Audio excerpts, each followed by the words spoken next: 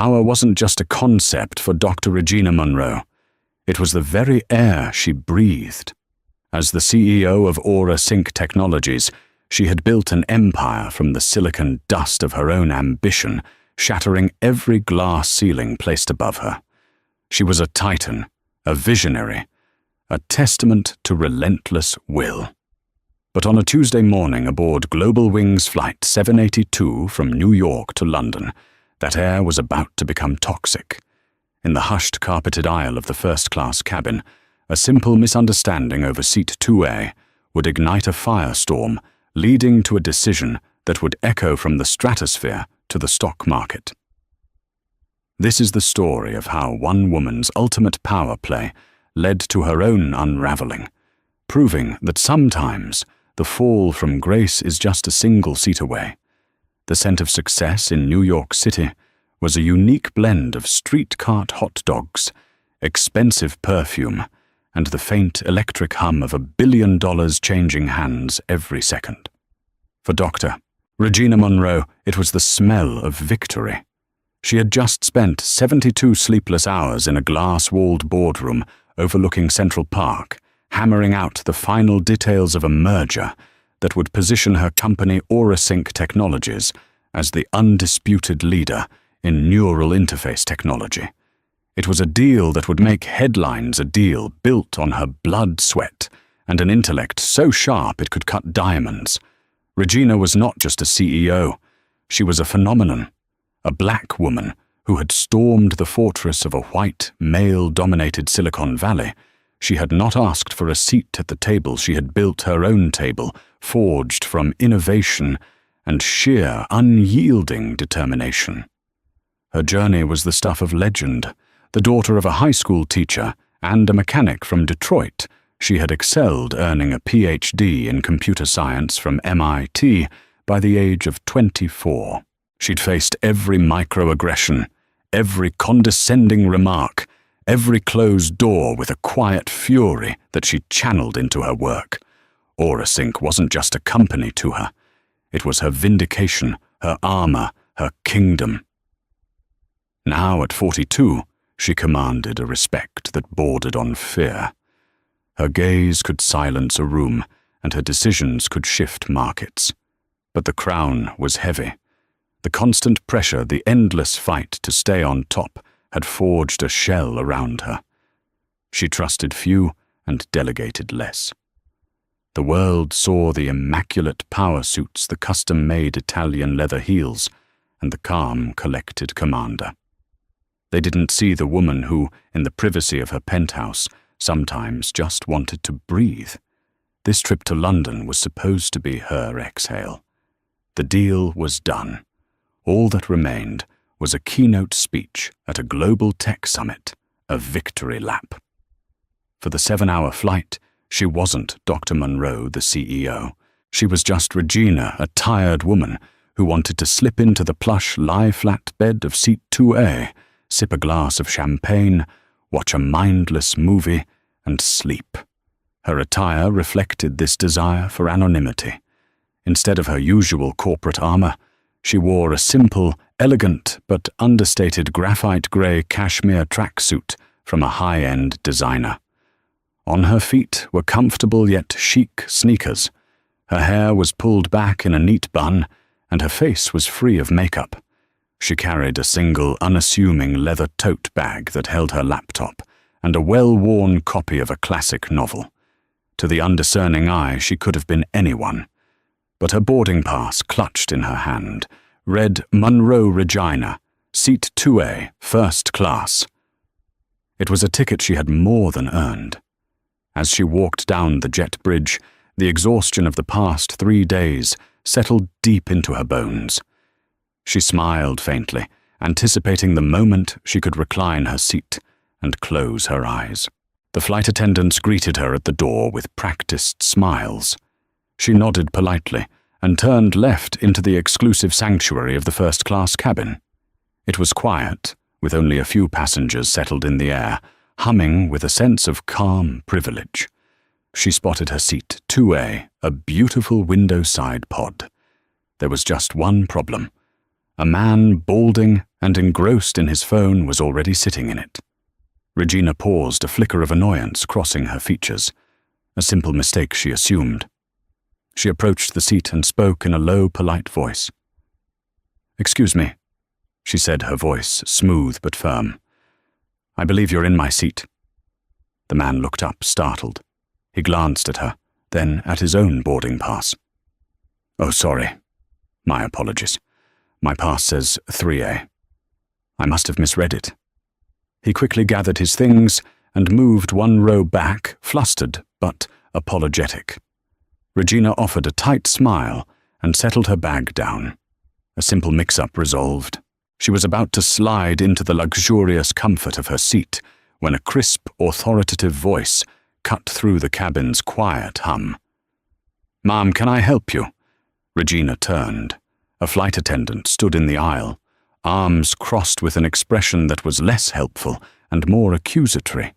She was a woman in her late 50s, with tightly permed blonde hair and a name tag that read, Brenda. Her smile didn't reach her eyes. "No, thank you. I'm fine," Regina replied, ready to end the interaction. "I'm afraid I do need to see your boarding pass," Brenda insisted, her tone hardening slightly. "There seems to be some confusion about this seat." Regina's eyebrows knitted together. "There's no confusion. The gentleman was in the wrong seat. This is 2A. She held up her pass, the letters stark and clear.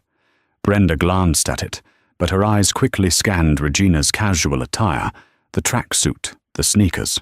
It was a look that lasted only a second, but it was filled with a universe of judgment. In that fleeting moment, Brenda Gable, a 30-year veteran of the skies, made a calculation based on ingrained prejudice and a faulty passenger manifest in her hand. The calculation was that this woman didn't belong here. "My manifest says seat 2A is assigned to an R. Peterson." Brenda said, her voice losing all pretense of warmth. "Perhaps you're in the wrong cabin. Economy is down the aisle to the right." The condescension in her voice was a lit match dropped on the dry tinder of Regina's exhaustion and hard-won pride. The battle she had fought for decades in boardrooms had just followed her onto this airplane. Regina's spine stiffened. The tiredness evaporated, replaced by a cold, familiar anger. "My name is Regina Monroe," she said, her voice dropping to a dangerously quiet level. "The R on your manifest is for Regina, and I can assure you I am in the correct cabin." Brenda was unmoved. "I'll need to see some ID, please. Airline policy." The quiet cabin was now silent. Other passengers were starting to notice their heads peeking over the tops of their pods. Regina felt a flush of humiliation and rage. She had just orchestrated a multi-billion-dollar merger, and here she was being treated like a stowaway because of what her clothes, the color of her skin. She slowly reached into her tote, produced her driver's license, and held it out next to her boarding pass. "Dr. Regina Monroe. Does that clarify things for you, Brenda?" The flight attendant took the documents. Her lips pursed in a thin line. She stared at them for a moment too long. A younger flight attendant, a man named Liam, approached them nervously. "Brenda, is there a problem?" "I'm handling it," she snapped, not taking her eyes off Regina. She handed the ID back. "My manifest is showing a conflict. It's likely a system glitch, but until it's resolved, I can't let you sit here. I can offer you a seat in premium economy for now." The offer was the final insult. It wasn't about the seat anymore. It was about respect. It was about the 1,000 tiny cuts she had endured her entire life, the subtle and overt dismissals, the assumptions of incompetence. All of it coalesced into a single point of blinding fury in the aisle of Flight 782. "You want me to move to premium economy?" Regina repeated, her voice deceptively calm. "Let me be perfectly clear. I am not moving from the seat I paid for. You have seen my boarding pass and my identification. The error is with your system, not with me. I suggest you go and figure it out." Brenda's professionalism finally cracked. Her face hardened into a mask of stubborn authority. "Ma'am, you are creating a scene. If you don't cooperate, I will have to call the gate agent and have you removed from this flight for non-compliance." That was it. The threat. The final power play from a woman whose authority was confined to a metal tube in the sky. But she had no idea who she was playing against. Regina Munro didn't just play the game, she owned the entire stadium. Regina gave a slow, deliberate nod. She stepped back from the seat, a strange, cold calm settling over her. She pulled out her phone. "You're right," Regina said, her voice now devoid of all emotion. "A scene is being created, and non-compliance is indeed a serious issue." She looked past Brenda, making eye contact with Liam and another flight attendant who watched frozen. Then her gaze settled back on Brenda, and it was as if she were looking at an abstract problem to be solved, an obstacle to be removed.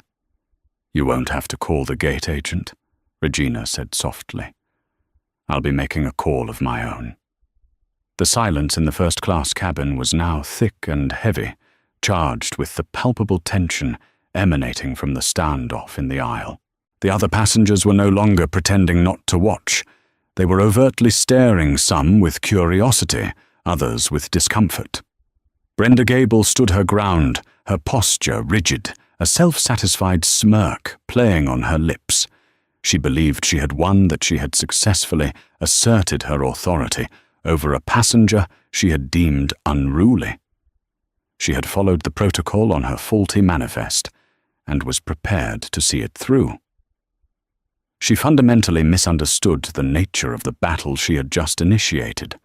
Regina Munro, on the other hand, was moving with a terrifyingly serene purpose. The initial sting of humiliation had been cauterized by a pure, cold fury. This was no longer a personal affront.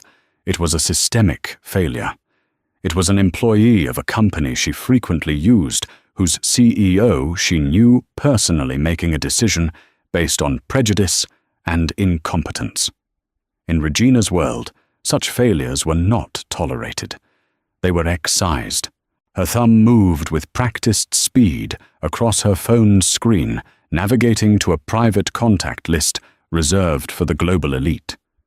She bypassed customer service numbers, ignored the airline's official channels, and went straight to the top of the food chain. She found the name she was looking for: David Chen, CEO of Global Wings Airlines. She pressed the call button. Brenda watched her smirk faltering slightly. She expected Regina to be calling a lawyer or a family member to complain. The thought that she could be calling someone with any real power didn't even register. To Brenda, Regina was just an uppity passenger in a tracksuit who had gotten lucky with a first-class ticket. The phone was on speaker, the ringtone echoing unnaturally in the quiet cabin. It rang once, twice. "Regina." David Chen's voice answered, sounding surprised but friendly. "Everything all right? I thought you were on your way to London." Regina's voice was as calm and clear as a winter morning. "David, I am, or at least I'm trying to be. I'm currently on your flight 782 at JFK. Brenda's face went pale. The name David Chen had registered. The easy first-name basis of the conversation hit her like a physical blow. The younger flight attendant, Liam, looked like he had seen a ghost. "Is there a problem with the flight?" David asked, his tone shifting, becoming more serious. "There is a problem with your crew," Regina stated flatly. "I'm standing in the first-class cabin, being denied my assigned and paid-for seat, 2A. Your lead flight attendant has accused me of being in the wrong cabin, demanded to see my ID, as if I were a criminal, and has threatened to have me removed from the flight." There was a moment of stunned silence on the other end of the line. Regina, what are you talking about? That's insane. Put her on the phone. Regina held the phone out towards Brenda, her eyes hard as obsidian. The CEO of Global Wings Airlines would like a word with you. Brenda stared at the phone as if it were a venomous snake. Her bravado crumbled into dust, replaced by a wave of sickening dread. Her hand trembled as she took the device. Hello, Mr. Chen. The voice that boomed from the small speaker was no longer friendly. It was glacial. What is your name? Brenda Gable, sir. Brenda, what in the hell is going on over there? Dr. Monroe is one of our most valued premier executive clients. She spends more on your airline in a year than you make in a decade. Why is she being denied her seat? Sir, my manifest. It shows a name conflict. A Mr. Peterson. I was following procedure. Her voice trailed off, sounding weak and pathetic, even to her own ears. The procedure she had clung to like a shield now felt like a paper-thin excuse. Did you look at her boarding pass? Did you look at her government-issued ID? David's voice was sharp-cutting. Yes, sir, but the system... I don't give a damn about a system glitch. Your job is customer service. It's using your brain to solve a problem, not to create a bigger one by insulting one of our best customers. You had all the evidence you needed to make the right call, and you chose to escalate the situation based on what procedure that common sense should have told you was flawed. Brenda was speechless, her face ashen. The entire cabin was privy to her public evisceration. Regina watched her expression unreadable. This was not about revenge for her. It was about consequences. Actions in her world always had consequences. Give the phone back to Dr. Monroe, David commanded. Brenda numbly handed the phone back. Regina, I am so sorry. David said, his voice laced with genuine apology and corporate panic. This is inexcusable. Absolutely inexcusable. It is, Regina agreed coolly. And it's not just her, David. Her entire team stood by and did nothing. One of them looked terrified, the other indifferent. This isn't just one bad apple. This is a reflection of the culture you have on this plane, a culture of incompetence and, I suspect, bias. What do you want me to do? David asked, the question hanging in the air. He was giving her a blank check to right the wrong. This was the moment. The turning point. Regina could have been magnanimous. She could have demanded an apology, a seat upgrade for life, 1 million frequent flyer miles. But the insult had cut too deep, and her mindset was that of a CEO, not a disgruntled passenger. When a division in her company was rotten, she didn't just fire the manager. She cleaned house. I want a new crew, Regina said, her voice dropping each word, precise and deliberate. I don't feel safe or respected with this one. I want this entire first-class crew from Brenda to the purser removed from this flight before it takes off. Find me a crew that understands what customer service means. There was a beat of silence on the other end. Even David Chen, a man used to decisive action, seemed taken aback by the sheer audacity of the demand. But he knew Regina. He knew she didn't make idle threats, and he knew the potential fallout of this incident if it went public. A viral story about his airline mistreating a prominent black CEO was a PR nightmare he would pay any price to avoid. Consider it done, David said finally. The plane will not move until a replacement crew is on board.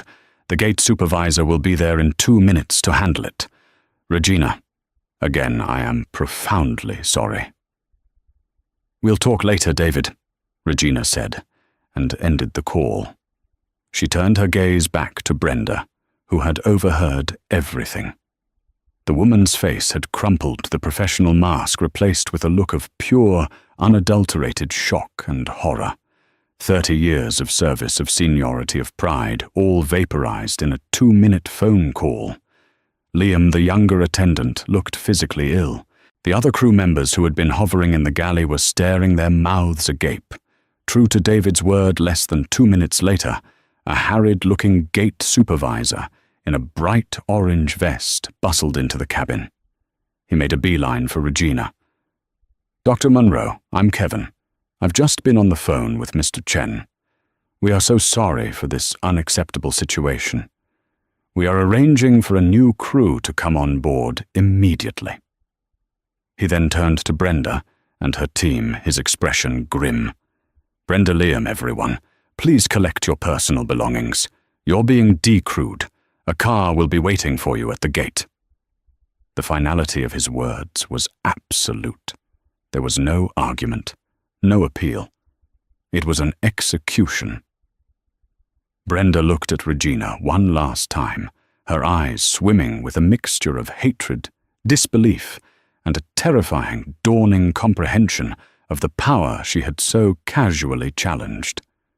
Regina met her gaze without flinching, her face a blank canvas. As the disgraced crew filed silently out of the cabin, a ripple of whispers went through the other passengers. They had just witnessed a raw display of power unlike anything they had ever seen. Regina Munro walked calmly to seat 2A, the seat that had started it all, and finally sat down. She placed her tote bag beside her, leaned back into the plush leather, and looked out the window at the bustling tarmac. She had won. The situation had been handled. The problem had been excised. But as the adrenaline began to fade, a strange and unwelcome feeling began to creep into the edges of her victory. It was a faint, hollow echo in the vast, quiet space where her satisfaction should have been. The 20 minutes it took for the new crew to arrive felt like an eternity. The first-class cabin, once a haven of serene anticipation, was now a theater of silent judgment. Regina could feel the eyes of the other passengers on her. Their whispers were like the rustling of dry leaves, impossible to decipher, but constant and unsettling. Were they impressed? Horrified, did they see her as a powerful woman, demanding the respect she deserved, or as a tyrant who had just casually destroyed several people's careers over a seating dispute? Regina stared resolutely out the window, refusing to acknowledge them. She prided herself on being impervious to the opinions of others. It was a necessary survival skill for a woman in her position. Yet for the first time in a long time, the silence felt accusatory. The victory, which had seemed so clean and necessary moments before, was beginning to feel messy. The new crew arrived, a flurry of brisk apologies and solicitous service.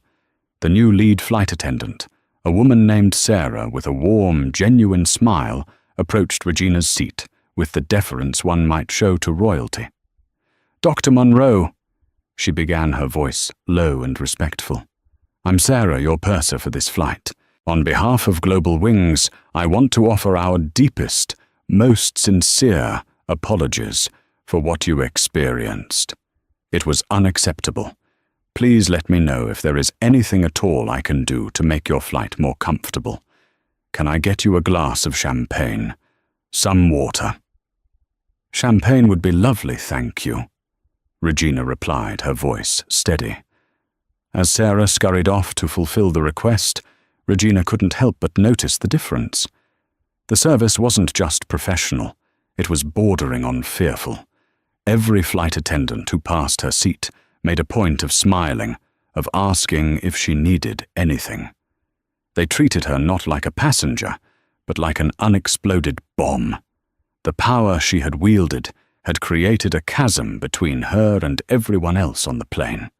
She was no longer a part of the quiet, shared journey.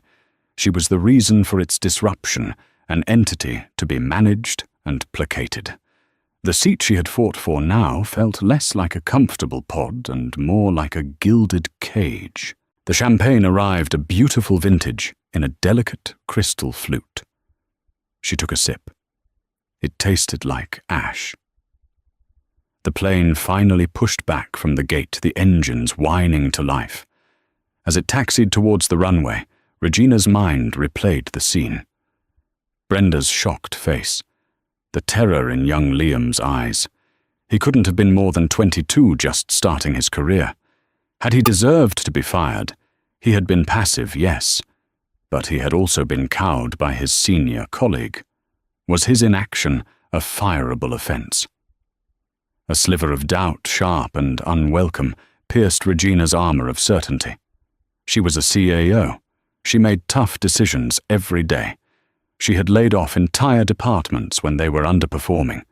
It was the cost of doing business, of maintaining excellence. This was no different. The crew had failed to perform their duties to the standard she expected. She had reported the failure, and the system had corrected it. It was logical. It was just. So why did it feel so wrong? The flight took off, soaring into the deep blue canvas of the afternoon sky. Below New York City, shrank until it was just a glittering schematic of itself. Regina tried to lose herself in her book, but the words blurred on the page. She tried to watch a movie, but the glib dialogue of the romantic comedy felt insulting. Every attempt at distraction was futile. Her mind was a closed loop, endlessly replaying the confrontation. She had fought against prejudice her entire life. She had prided herself on being a different kind of leader, demanding yes, but fair. She championed diversity and inclusion initiatives at AuraSync. She mentored young women of color, helping them navigate the treacherous corporate landscape. She had always seen herself as the protagonist in her own story, the hero who overcame adversity through brilliance and grit. But in the reflection, she now saw in the dark airplane window with the curve of the earth visible behind her, she saw something else. She saw a woman who had, in a moment of fury, used her immense power not to build, but to break. She had humiliated Brenda in front of a cabin full of strangers. She hadn't just gotten her fired, she had stripped her of her dignity. And for what? For a seat. For her pride. The realization settled in her stomach like a cold, heavy stone. The anger that had fueled her was gone, leaving behind a profound and unsettling emptiness. The line between demanding respect and wielding power tyrannically had become blurred, and she feared she had stumbled onto the wrong side. Halfway across the Atlantic, as the cabin lights were dimmed for the night, she overheard two passengers talking in hushed tones as they returned from the lavatory. "Can you believe it? Just like that, they were gone," one man whispered. "All of them. Because of her." "I know," a woman replied. "I mean, the flight attendant was rude, for sure. But to fire the whole crew, that's a level of power I can't even comprehend. It's terrifying." Terrifying. The word snagged in her mind. They weren't in awe of her. They were afraid of her. Regina pulled the blanket up to her chin, the luxurious fabric offering no warmth. For the rest of the flight, she didn't sleep. She sat in the darkness of her first-class pod alone with the consequences of her command decision, the echo of her own power ringing in her ears. The gilded cage felt smaller and colder than ever as it hurtled through the night sky, carrying her towards a victory lap that now felt more like a walk of shame. The landing at Heathrow was smooth, the London morning grey, and drizzling a perfect mirror of Regina's mood. The disembarking process was a continuation of the strange reverence she'd experienced on the flight. The new crew bid her a personal, almost whispered farewell. The other passengers avoided her gaze, giving her a wide berth as if her presence were radioactive. She was the first one off the plane, striding through the terminal with a purposeful gait that betrayed none of her inner turmoil. A black car was waiting to whisk her to the Savoy, where a suite overlooking the Thames was reserved for her. As the car slid through London traffic, she finally allowed herself to check her phone, which had been on airplane mode. She expected a few emails, perhaps a text from her COO, Mark, about the successful merger announcement. What she saw made her blood run cold. Her screen was a raging torrent of notifications, hundreds of emails, texts, and alerts from every social media platform imaginable. The headline of a push notification from a major news outlet screamed at her, "Tech CEOs onboard meltdown, let them eat cake in the sky." Her heart hammered against her ribs. She clicked the link. The story was everywhere. Someone on the flight, one of the passengers who had been silently watching, had filmed part of the confrontation. Not the beginning, not Brenda's initial condescending dismissal, or the demand for her ID. The clip started at the exact moment Regina, her voice dripping with ice, held out her phone and said, "The CEO of Global Wings Airlines would like a word with you." The video was short, shaky, and absolutely damning. Taken out of context, it didn't show a woman being disrespected and standing up for herself. It showed a composed, powerful woman of color, calmly and methodically, dismantling a flustered, older white flight attendant. It showed her making a call, and through sheer force of will, having an entire crew summarily fired. The optics were a catastrophe. The internet, in its infinite wisdom and instantaneous judgment, had passed its verdict. Regina Munro was the villain. The comment section was a cesspool of digital vitriol. The arrogance, a new low for the 1%. That poor flight attendant. She was probably just following the rules. This is what happens when you give people too much power. Absolute power corrupts absolutely. Some champion of the people she is, a bully in a cashmere tracksuit. They called her Queen Regina, the corporate Karen, and worse. Hashtags were already trending. Now Global Wings Karen, now Flight 782 Tyrant, Fire Regina Munro. Her race, which had been a source of the initial conflict, was now being used as a weapon against her by trolls. Some accused her of playing the race card, while others ironically posted racist caricatures. The nuances of the situation were completely lost, steamrolled by the internet's insatiable hunger for a simple narrative with a clear villain. By the time she arrived at her hotel suite, the firestorm had reached her company. Mark had been trying to reach her for hours. She called him immediately. "Regina, thank God," he said, his voice strained with stress. What the hell happened on that plane? "Mark, they took it out of context. The flight attendant was profiling me." She began, the word sounding weak even to her. "I don't doubt it for a second, Regina, but it doesn't matter right now." He cut her off, a rare occurrence. "The board is in a panic. Our stock is down 6% in pre-market trading. 6%. The story is framing the merger not as a brilliant business move, but as the latest acquisition by a corporate tyrant. The PR team is in full-blown crisis mode. They're drafting a statement, but we need your version of events and we need it now." Regina sank into a plush armchair, the opulent suite feeling like a prison. She detailed the entire event to Mark, from Brenda's first condescending question to her final cold stare. Mark listened patiently. "Okay," he said after a long pause. "Okay, that's much more nuanced. But the nuance is gone, Regina. The court of public opinion doesn't care about nuance. They saw a video of you using a nuclear option to solve a minor dispute. We have to do damage control." For the next few hours, Regina was no longer a CEO preparing for a victory lap speech.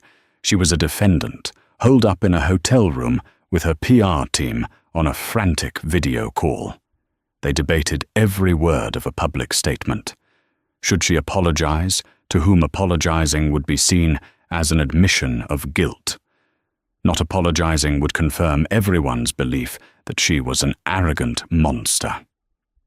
They finally settled on a carefully worded statement that expressed regret for the disruption caused to fellow passengers, and stated that she had reacted to a situation that she felt was discriminatory, while promising to work with Global Wings to ensure all customers are treated with respect.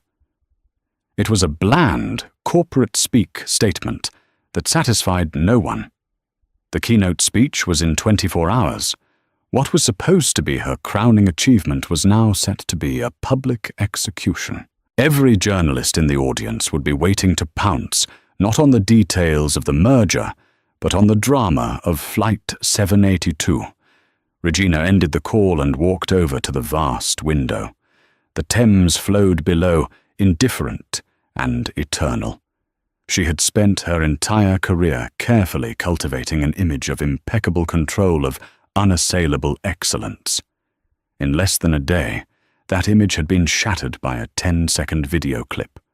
The hollow feeling she'd had on the plane had morphed into a cold dread.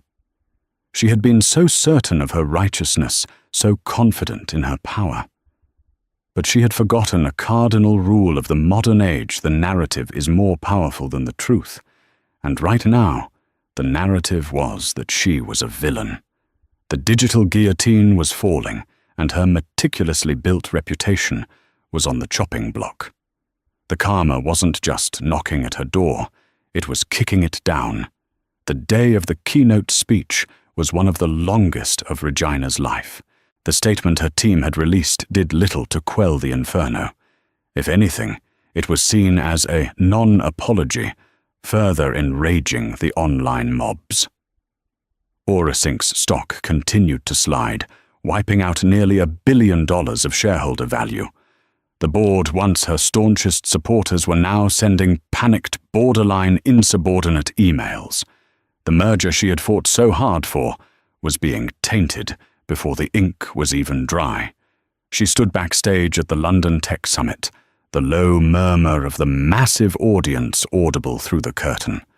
Her hands were cold, her stomach a knot of anxiety.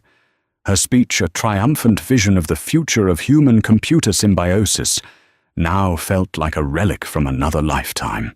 Her PR head, a normally unflappable man named George, gave her a final piece of advice. Stick to the script, Regina. Don't mention the flight. Don't take any questions about it. We deflect.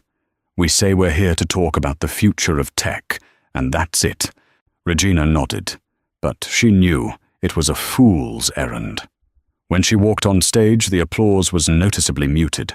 The room was filled with phones held aloft, not to record her wisdom, but to capture the villain of the hour in her cage.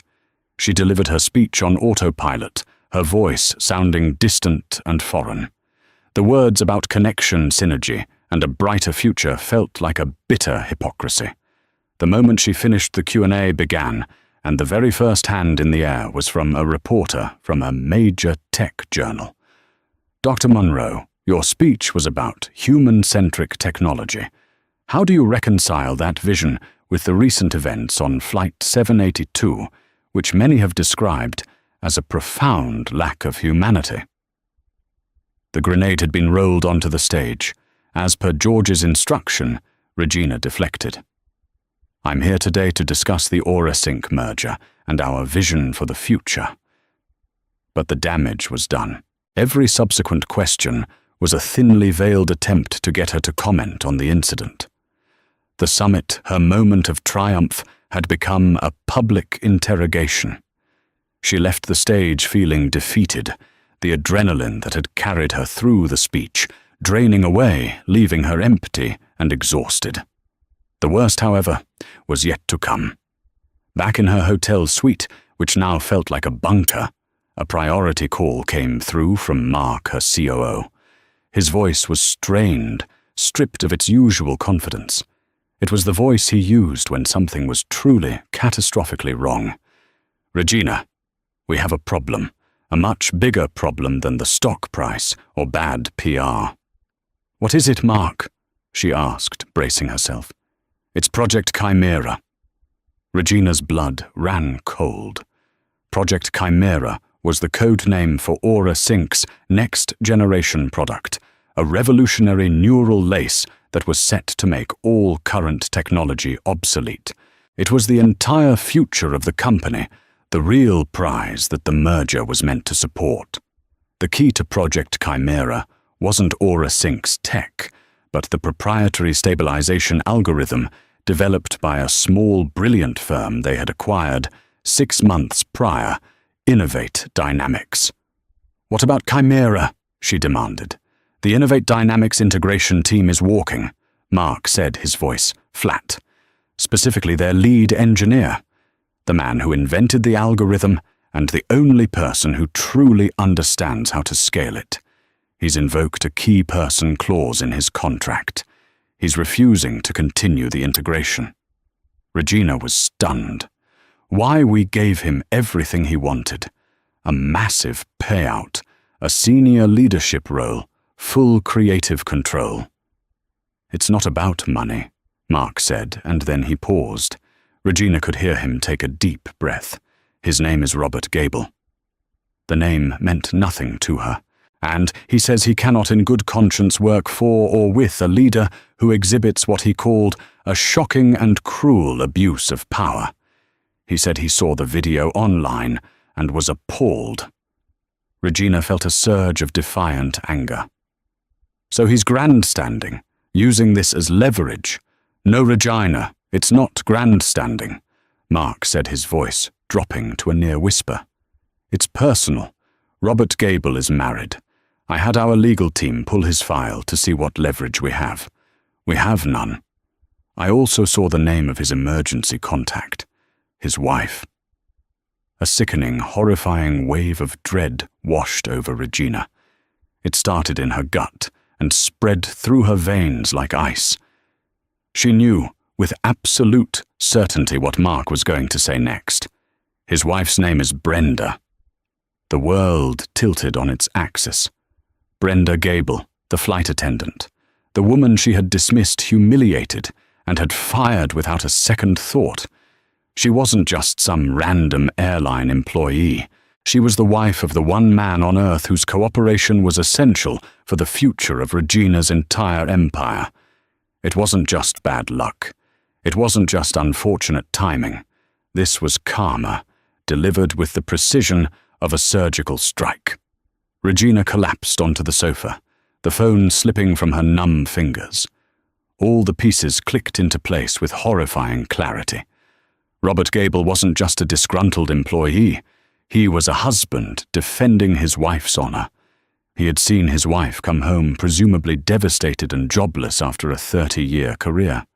He had learned that her public humiliation and firing was at the hands of the very same CEO who was now his boss, the visionary he was supposed to help build the future.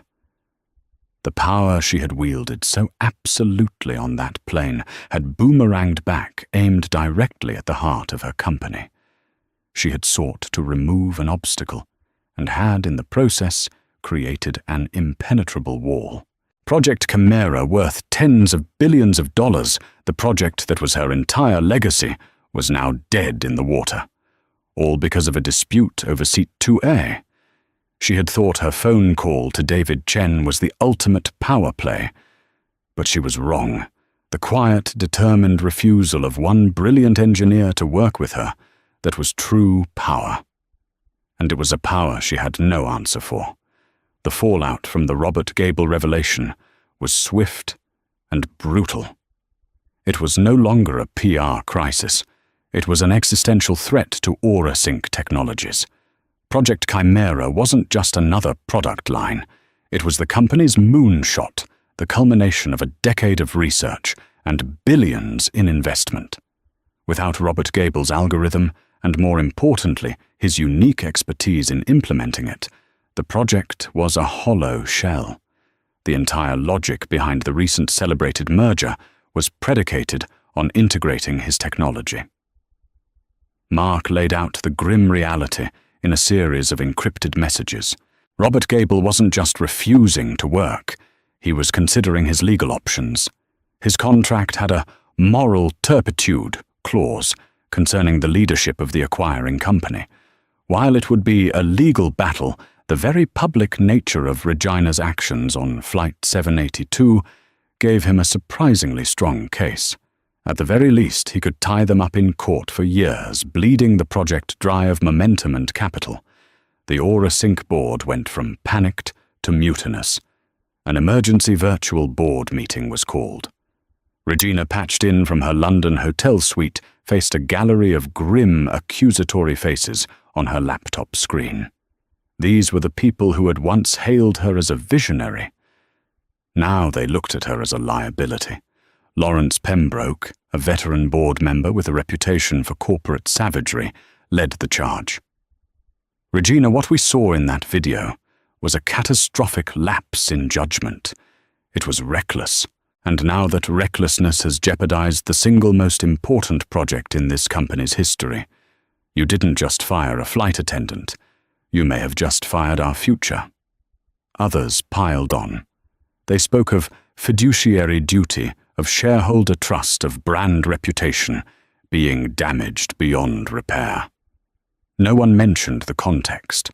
No one cared that Brenda had been rude or that Regina had felt profiled. All they saw were the consequences: a tanking stock, a PR nightmare, and a $10 billion project on the verge of collapse because the CEO had a personal dispute with the chief architect's wife.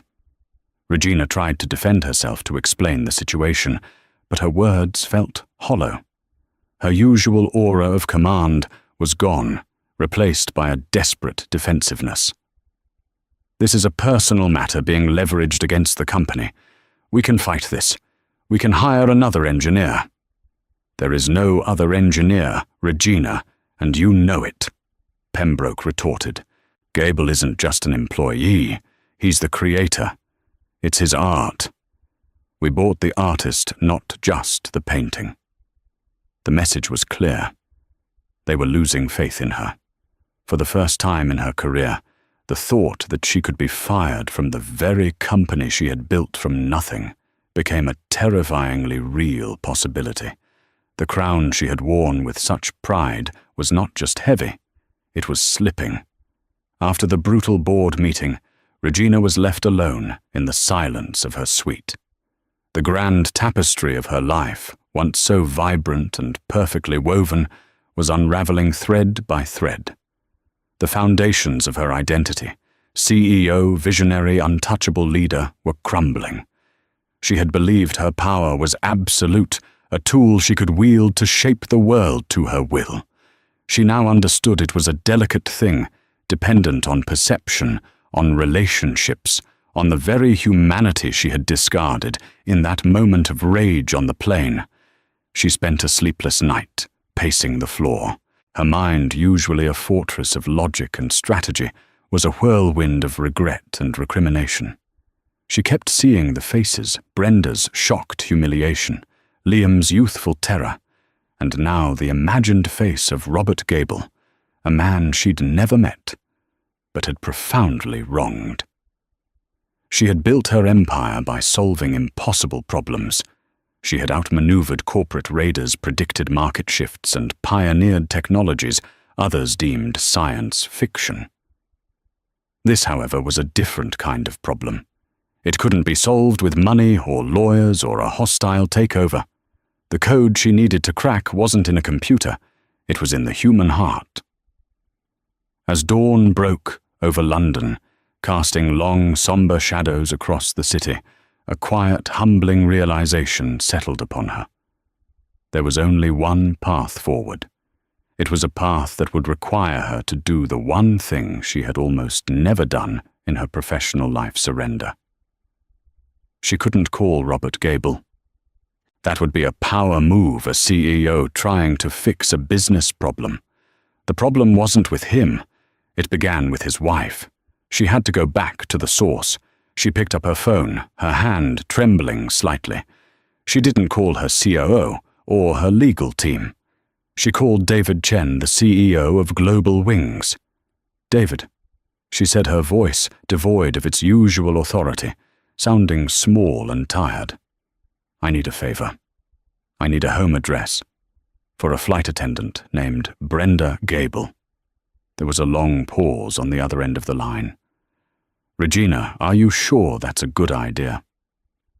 "No," Regina confessed the admission a crack in her armor.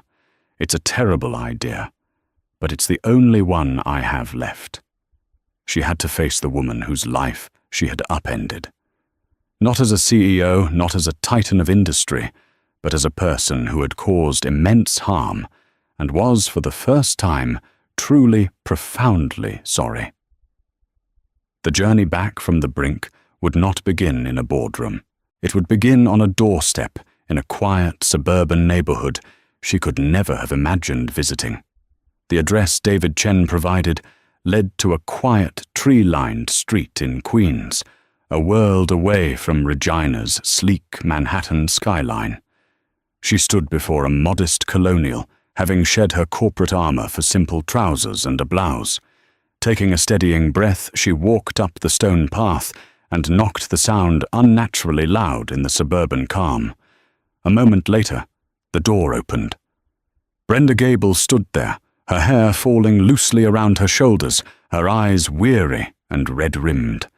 Recognition turned to shock, then hardened instantly into a look of pure animosity. "What are you doing here?" Brenda's voice was a low, hostile rasp. "Mrs. Gable." "Brenda." Regina began her own voice, unsteady. "I came to apologize. I know my being here is an intrusion, and I know that words seem hollow now, but I had to come and say it to you in person." A harsh, incredulous laugh escaped Brenda. "Apologize, you have some nerve coming to my home. Have you come to fire me from my own house, too?" "What I did on that plane was wrong," Regina said, forcing herself to meet the venom in Brenda's gaze. "It was a grotesque abuse of power. I let my pride and anger consume me, and I used my influence to hurt you. There is no excuse for it. I am truly, deeply sorry." Brenda's arms crossed tightly a barricade against Regina's words. "Do you have any idea what you did 30 years? 30 years of perfect service, 2 years from a full pension, and you snapped your fingers and it was all gone, wiped out, because I followed a faulty procedure." As she spoke, a tall man with kind, worried eyes appeared behind her, placing a protective arm on her shoulder. It was Robert Gable. He looked at Regina, not with hatred, but with a profound and weary disappointment. "I think you should leave," he said, his voice calm but firm. "It's okay, Robert," Brenda said, her eyes still locked on Regina. Something in the raw, unvarnished apology had pierced the outer layer of her fury. "Let me handle this." Robert hesitated, then nodded and retreated into the house. "Why are you really here?" "Dr. Monroe?" Brenda asked, her tone shifting to cynical curiosity. "Did your PR team say this would be a good look, or did you find out that my husband works for you, and that he's not exactly thrilled with his new boss?" The directness of the question was stunning. Regina felt a flush of shame, knowing it was the catalyst for her presence here. Honesty was the only path. "I won't lie to you," she said, her voice dropping. "Learning about your husband is what forced me to see the full scope of the damage I caused. It's what broke through my pride. But that is not why I am standing on your doorstep right now. I am here because I broke something, Brenda. Not just your career, but something inside of me. I became the very thing I've spent my life fighting, a bully who uses power to diminish others. Your husband's decision to walk away from my company is a consequence I have to accept. I'm not here to ask you to change his mind. I'm here to atone for the person I was on that airplane." A long silence stretched between them, filled only by the distant sound of a lawn-mower. Brenda studied Regina's face, searching for a hint of corporate maneuvering. She found none. She saw only a powerful woman who looked utterly broken by her own actions. "That day was a nightmare," Brenda said finally, her voice softer, laced with a deep sadness. "We were short-staffed. The new system was glitching, and I was stressed. And yes, you're right. I looked at you, and I made an assumption. I was rigid, and I was wrong in how I handled it. She took a shaky breath. But I didn't deserve to have my life dismantled for it. No, Regina whispered. You didn't. No one does. The people who took your side online called me a racist. My kids were horrified. And Liam, that young attendant you also had fired, he's devastated. He thinks his career is over before it even began. You didn't just fire me. You threw a bomb into a lot of lives. Regina flinched, accepting each word as a deserved blow. I know, she said, and I will do everything in my power to fix it. I will call David Chen and insist that you and the entire crew are immediately reinstated with full back pay. I will issue a public statement that takes full responsibility and completely exonerates all of you. If you choose not to return, I will personally ensure you receive your full retirement package, plus damages for what I put you through. Whatever you decide. Brenda looked at her, truly looked at her, and for the first time, the animosity in her eyes gave way to a complex mixture of pain and weary understanding. She saw not a monster but a flawed human being, just like herself. I don't know if I can forgive you, Brenda said, with stark honesty. What you did, it runs deep. She paused. You should go now. I need to think. Brenda closed the door, leaving Regina alone on the porch. Regina didn't know if she had saved her company or her legacy. But as she walked back to the waiting car, the hollow feeling inside her was gone, replaced by the cleansing, painful weight of true remorse. The reckoning had been brutal, but it was the only way forward. In the weeks that followed, Dr. Regina Munro did not magically save her company with one grand gesture. The path back was slow, arduous, and deeply humbling. True to her word, she issued a public statement, a raw and personal mea culpa that took full responsibility for the incident on Flight 7822. She didn't blame the airline or a faulty system. She blamed her own arrogance. She publicly exonerated the crew and announced that Global Wings at her personal expense had reinstated every fired employee with full compensation for their ordeal. Brenda Gable chose not to return, accepting a generous early retirement package. She never spoke to Regina again, but a short, formal letter from her lawyer acknowledging the settlement felt like a form of closure. Liam, the young attendant, did return to work. His record cleared. Robert Gable, after long discussions with his wife, agreed to come back to Project Chimera. His condition was not financial, it was cultural. He insisted that Regina implement a company-wide initiative focused on ethical leadership and empathy with real, tangible consequences for abuses of power at any level. Regina agreed without hesitation. She didn't just agree, she championed it. The story of Dr. Regina Munro became a modern-day parable in the business world. Her fall from grace was meteoric, but her slow, deliberate climb back up was even more remarkable. She became a different kind of leader, quieter, more collaborative, more attuned to the human cost of her decisions.